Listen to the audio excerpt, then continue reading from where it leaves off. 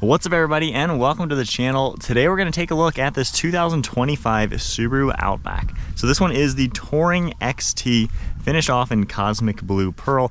MSRP is around $44,000. Now I think Subaru might have listened to me. We had a 2024 Touring Ascent and I liked it overall for what it offered. However, I felt like while it had the genuine napa leather seats, the doors and dash could have been nicer.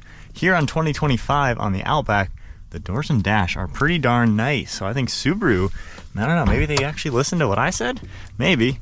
But regardless, let's take a look at this luxury Focus. This is the top trim level for the Outback crossover. This is kind of a station wagon style vehicle, I guess you could call it.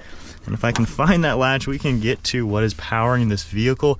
So you're gonna get Subaru's 2.4 liter. This is a 4-cylinder boxer motor with a turbocharger. Also features the Lineartronic CVT transmission with an 8-speed shiftable mode. Also has symmetrical all-wheel drive. And then overall it has 260 horsepower with 277 pound-feet of torque. On top of that, this can actually tow about 3,500 pounds.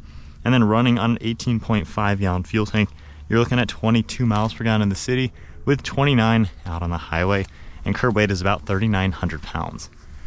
Taking a look at the headlights, you got your LED beam right here. There's the halogen bulb over here. Nice sharp design to it. This definitely looks like a Subaru. However, it's a little bit more like angular. I like the larger grille. Has a pretty unique design. You're gonna get a large opening for the grille with your Subaru badge, forward-facing camera. There's more openings down below. Some silver trim and then LED fog lights. You have all this plastic trim throughout the front end as well. This is still a rugged vehicle, something you're gonna take on maybe a camping trip, go through some gravel roads, dirt trails, things like that. Then the upper grille actually guides air into the upper portion of the hood to allow some cooling to that intercooler. So you can see some sharp lines on the hood as well. Has a nice look to it. It kind of fits the theme of what you would expect a Subaru Outback to look like. At the side, I've got a nice set of 18-inch wheels with a dual tone color, split 5-spoke, and then all this plastic trim throughout the wheel arch. You have more of this rugged design throughout the rocker panels. It says Outback back there as well. Some sharp body lines throughout the side, just giving it a clean look. And I do like a lot this chrome trim that cuts underneath the mirrors and integrates all into the surround for the windows. Got the satin silver up above with an LED turn signal, chrome trim on the door handle, and then black for the B and C pillar. Up above, we have these nice roof rails with some silver and black.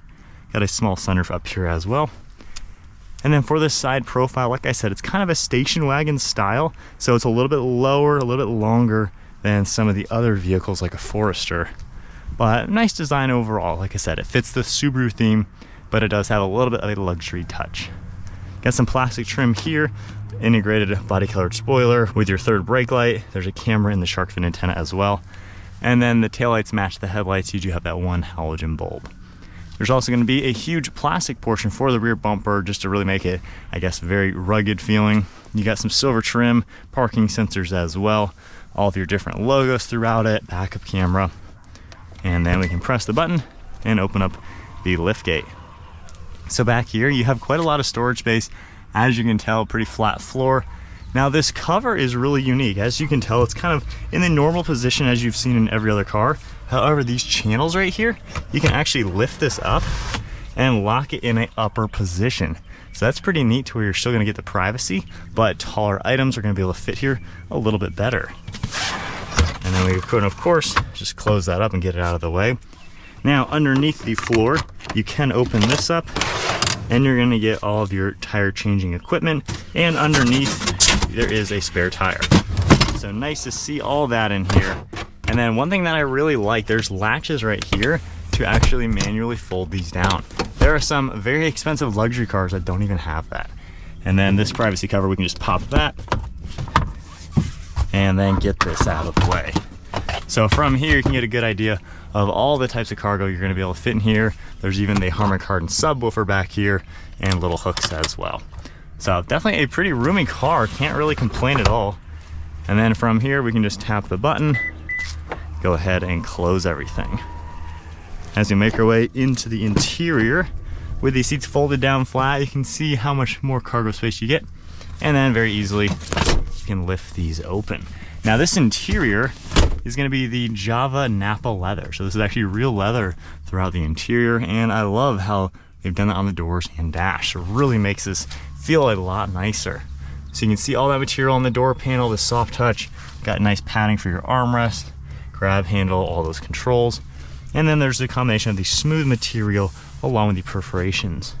Now in the center, we can pull this down. We have an armrest along with 2 cup holders, and there's amenities like your air vents, different heated seats, a few plugs, and a ton of storage. Now this lever right here is actually for reclining. You can easily press that, push this forwards and back. And then as I hop inside now at 5'11", with the driver's seat at my height, this is pretty roomy. Great amount of leg room, and headroom is ample. I got like 8 or 9 inches up there. So really roomy overall. Huge windows too, to make it really easy to see around. And then the recline is quite nice. As we make our way to the front seat, just popping that open, you have Subaru's key where you can lock and unlock it from the door handle. You have the power folding side mirrors as well. And then just grabbing the door handle, everything unlocks, and we can get another look. So you got all the same soft touch materials, window and mirror controls. There's even memory seating for this car, and then power controls on the driver's seat here. You can see the smooth and perforated leather. There's also an adjustable leg rest, and then just a nice look. I really like how comfortable they look. Nice design overall. And then hopping inside, foot on the brake, let's fire it up. So without your seatbelt on immediately, you're gonna hear it chime quite a lot, which is a little annoying sometimes. I will say this has been very snappy. I've had that as a complaint in the past with these Subarus that the screen takes like 10 seconds to turn on sometimes. So far, it has turned on very, very quickly. So once again, I think Subaru might be listening, which is pretty cool. Anyways, moving on to the steering wheel, you got your logo right here. Bluetooth and audio controls on the left, cruise control on the right. There's a heated steering wheel icon down below as well. And then for the gauge cluster, it's super simple with your analog tach and speedometer. And then you can just scroll through a few different things. So we have paddle shifters. This is for the 8-speed shiftable CVT. So they've programmed in gears. You can also see the stock for windshield wiper, headlights on the left, tailgate release, the rear sensor, and interior dimming. And then I like this soft touch material.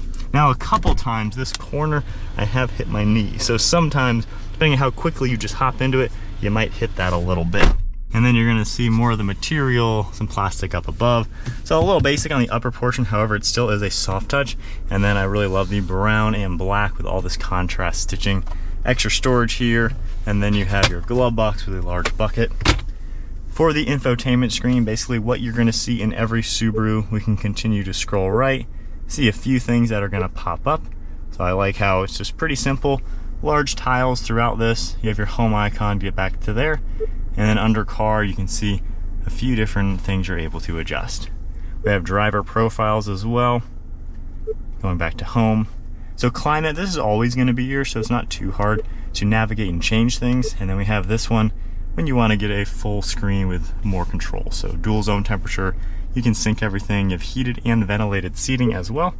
And then you can adjust your temperature right here with these physical buttons. You have volume on the left, tuning on the right. And then going into reverse now, you're gonna get that backup camera that will pop up. Of course, different drive modes and things, you will get that forward-facing camera. So pretty easy to see around overall, which is pretty cool. Down below, we have electronic park and brake, storage cubby with some plugs in it, just a little bit of black and silver trim. And then I like how there's more of this soft touch material. We have storage down here, padded armrest, and then there are 2 different levers right here for the storage. Opening up the second one, we now have extra space in here with a plug. And then one last look at the interior. Like I said, this is feeling a lot nicer. I really like all the soft touch materials. Just feels like a pretty premium car. Up above, you have a lighter color headliner, manual sunshade with that control, a little bit of storage, and then an LCD screen for the rear view mirror. You can also pop that down for a normal mirror, and there's garage door buttons underneath with Subaru's eyesight up above. All right, so setting off now, giving it some throttle. Honestly, this thing moves. This turbo power is pretty sweet. I like that aspect in the Outback. The non-turbo Subaru crossovers like this, I'm not the biggest fan of just because I like power.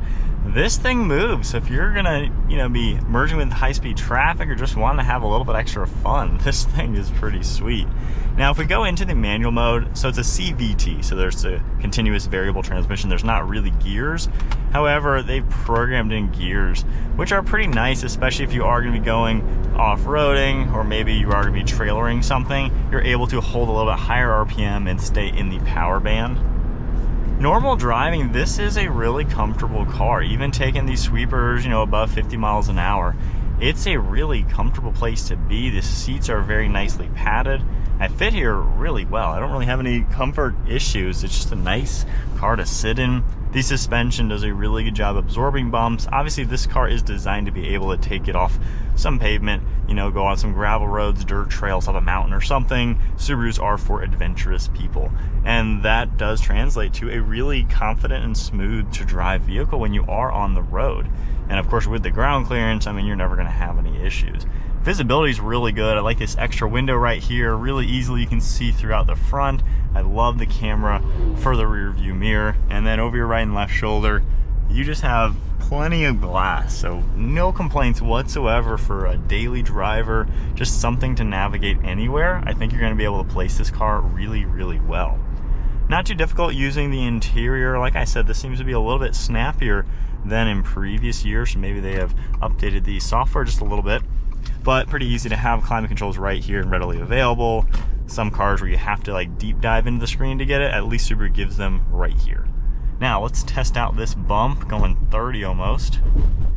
That was so smooth. That bump basically breaks some cars in half sometimes if they're really stiff. But this just takes it like a champ.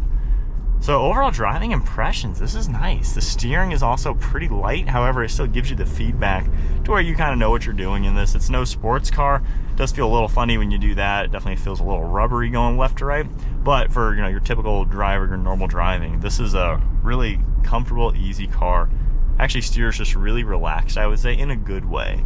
So while it doesn't have the sports car handling, obviously, it's nice and smooth. Brakes also do a good job as well, and it's pretty quiet in here. Even going faster, you know, I wasn't really hearing any wind noise or road noise. So honestly, just a nice car. And then the look of the interior has improved, I think, with having the soft touch materials. I think that just gives you a little bit more of a top level feeling. And then turning around, hitting a little bit of off-road. Honestly, it's pretty smooth transitioning into the gravel. You can tell that this car is at home going on some gravel roads, things like that. I wish the backup camera was a little bit bigger. Given you have such a large screen, it's definitely on the small side. That turbo power, man, packs a punch. But overall, driving experience in the Outback, top of the line one. I mean, it's not that expensive, and yet it feels like a pretty refined car. So kind of checks a lot of boxes, I think, for most people, especially if you have that adventurous lifestyle.